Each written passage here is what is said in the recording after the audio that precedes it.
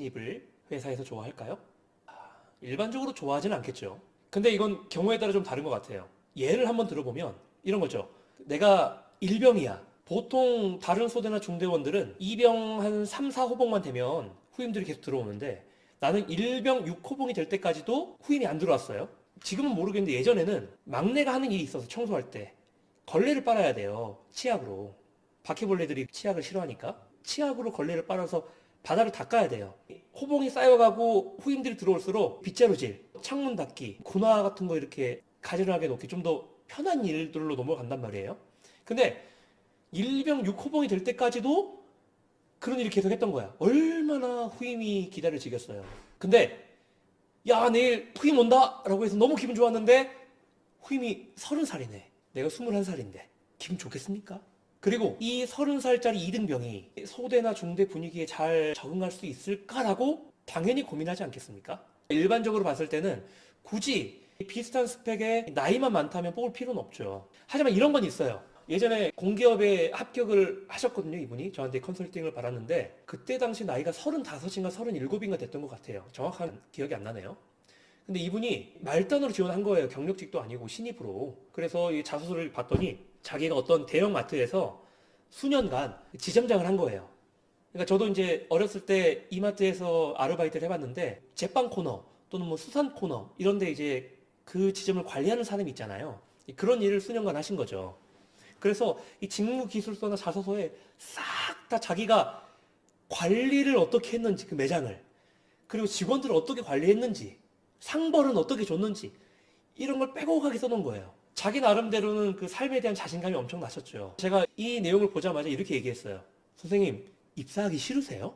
아니요, 입사하고 싶어서 자소서 썼죠. 그래서 제가 이렇게 물어봤어요. 아니, 나이 많은 것도 부담스러워 죽겠는데 본인이 이 높은 위치에 사람들을 관리했다라는 내용을 이렇게 쫙 써놓으면 선생님의 맞선임이 될 그 사람은 무슨 죄입니까? 안 그래도 나이 많아서 부담스러운데 더 못 다가가겠어요. 이 사람이 충격을 받은 거예요. 그런 생각을 한 번도 안 해본 거죠. 그러니까 이 면접을 준비하시는 분들은 어쩔 수 없어요. 굉장히 급한 일이기도 하고 자신의 인생을 베팅할 만한 큰 일이기 때문에 그 결과를 보는 시야가 굉장히 좁아집니다. 그러니까 이해는 할 수 있죠. 하지만 그런 식으로 자소서를 쓰면은 절대로 합격할 수가 없죠. 물론 이렇게 이미 제출된 자소서였지만 아 선생님 안 되겠다.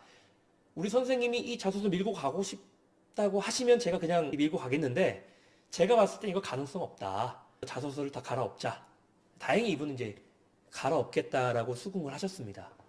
그래서 처음에는 수년간 지점장으로서 일을 했다 이런 내용보다는 본인이 나이 어린 사람들과도 굉장히 허물없이 잘 지내고 현장에 대한 적응력이 뛰어나다라는 것을 증명할 만한 어떤 이야기거리가 없을까요? 실제로 직장 생활 하시면서?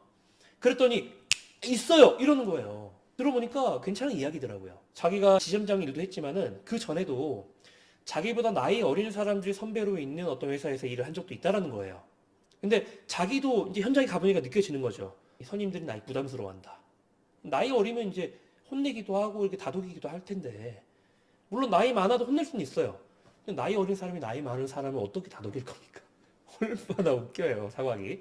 그래서 이분도 그거를 인지하셨는지 출근 시간이 만약에 9시라고 한다면 항상 8시 반까지 출근을 했대요. 그래서 30분 동안 이 선임들을 위한 커피를 타놨답니다. 그리고 자연스럽게 가서 커피 드리면서 이야기도 하고 말씀 편하게 해주십시오. 이렇게 자기 나름대로 상대방이 그 진정성을 느낄 수 있도록 연출을 한 거죠. 물론 진심이었겠지만 진심이 있으니까 연출도 하는 거예요. 그러니까 나이가 어린 맞선임과도 친해졌고 허물 없이 또 뭐 혼낼 때는 혼도 나고 서로 좋을 땐 좋고 이렇게 잘 지냈다라는 거예요. 이렇게 되면 이 나이 많아서 생기는 단점이 싹 장점으로 변하게 됩니다. 왜냐? 나이를 허투루 먹은 건 아니잖아요. 뭐 밥 먹고 똥만 싼 거 아니잖아요. 나이가 많은 만큼 인생에 대한 어떤 경험과 연륜이 많이 있겠죠.